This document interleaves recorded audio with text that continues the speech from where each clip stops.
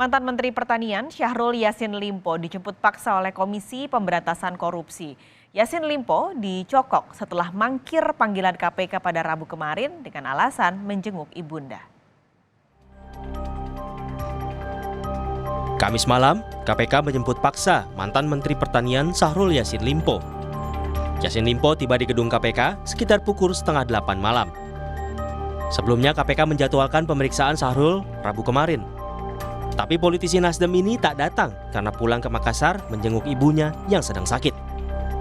Syahrul pun minta penjadwalan ulang. Tapi belum dapat jadwal baru, KPK sudah mengumumkan status Yassin Limpo sebagai tersangka.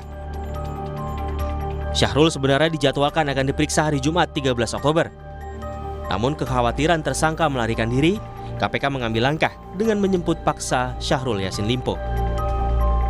Bahwa tentu ketika melakukan penangkapan terhadap tersangka ada alasan sesuai dengan hukum acara pidana, misalnya kekhawatiran melarikan diri, kemudian adanya kekhawatiran menghilangkan bukti-bukti begitu ya. Yaitu yang kemudian menjadi dasar tim penyidik KPK kemudian melakukan penangkapan dan membawanya di Gedung Merah Putih KPK. Meskipun di surat panggilannya di foto yang beredar itu dipanggil untuk tanggal 13 itu Mas. Besok. Iya, betul. Ada panggilan itu, tetapi ini masih dalam rangkaian yang kemarin tentunya ya, bahwa kami mendapatkan informasi yang bersangkutan kan sudah di Jakarta gitu ya, dari tadi malam, dan saya pikir sesuai dengan komitmennya yang kemarin kami sampaikan bahwa dia akan kooperatif semestinya datang. Tapi Febri Diansyah, kuasa hukum Yassin Limpo memastikan kliennya tak akan kabur. Saya pastikan Pak Syahrul Yassin Limpo itu tidak akan melarikan diri. Karena justru setelah dari Makassar, itu dini hari, beliau sudah sampai di Indonesia, di Jakarta, mohon maaf, saya ulangi. Sudah sampai di Jakarta. Seperti yang beliau sampaikan, ini adalah bentuk komitmen dengan sikap kooperatif. Jadi indikasi melarikan dirinya gimana? Kalau soal barang bukti sebenarnya KPK sudah dapat banyak sekali kan dari berbagai penggeledahan. Sebelumnya KPK menggeledah rumah dinas Menteri Pertanian hingga rumah pribadi Syahrul Yassin Limpo di Makassar dan mengumpulkan sejumlah barang bukti. Di antaranya ada uang 30 miliar rupiah, 12 pucuk senjata api, hingga mobil, termasuk sejumlah dokumen. Tim Liputan, Kompas TV. Informasi terkini dari penangkapan Syahrul Yassin Limpo dan kasus korupsi yang menjeratnya akan disampaikan jurnalis Kompas TV Dian Silitonga di Gedung KPK Jakarta. Dian, KPK memutuskan menjemput paksa Syahrul Yassin Limpo kemarin. Apa alasannya?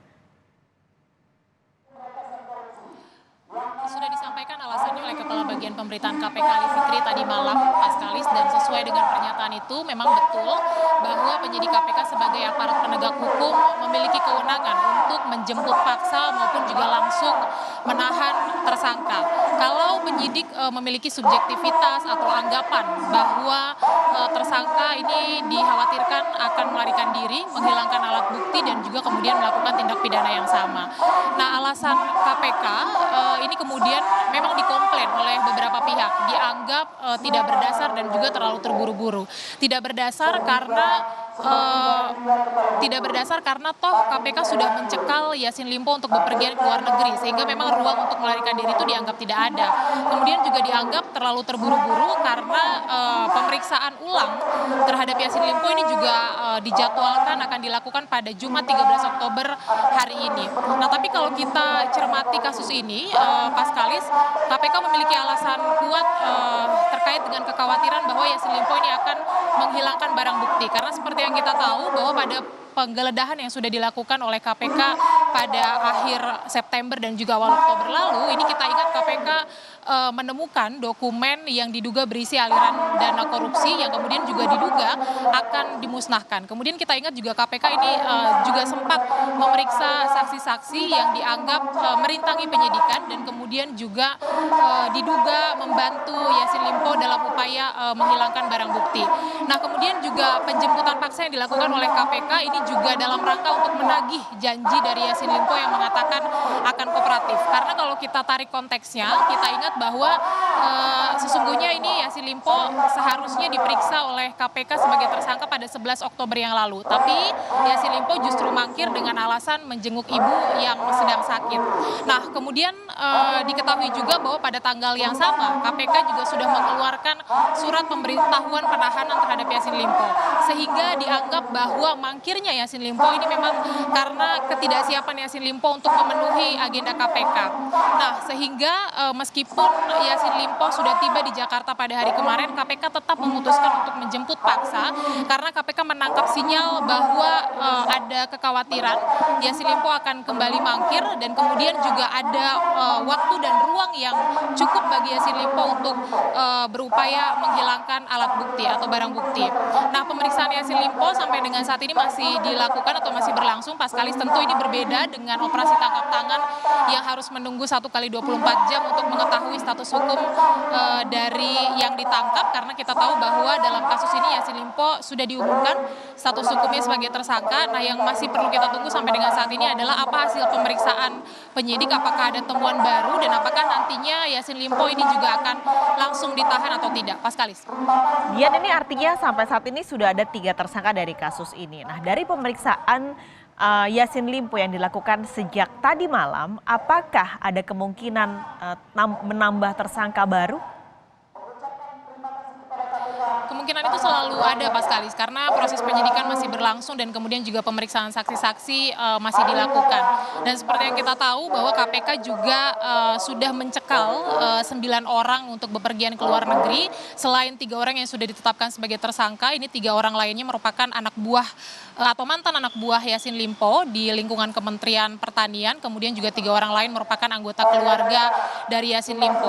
Kalau seseorang atau sejumlah pihak dicekal bepergian ke luar negeri dalam proses penyidikan, maka ini bisa dianggap pihak-pihak tersebut merupakan saksi kunci yang keterangannya diperlukan oleh KPK, dan kemudian juga KPK menganggap bahwa orang-orang tersebut memiliki bukti-bukti yang diperlukan oleh KPK. Karenanya kita akan tunggu hasil penyidikan dari KPK terkait dengan kasus ini, apakah nantinya KPK juga akan menemukan bukti baru dan kemudian kembali menetapkan pihak atau orang baru sebagai tersangka dalam kasus ini. Karena kita ingat, Paskalis, kasus ini tidak hanya bicara soal gratifikasi dan juga pemerasan dalam jabatan, tapi juga ada dugaan tindak pidana korupsi atau tindak pidana pencucian uang. Jadi kita nantikan bersama nanti apakah KPK akan menetapkan orang baru sebagai tersangka dalam kasus ini. Paskalis. Dian Silitonga, terima kasih melaporkan langsung dari gedung KPK Jakarta.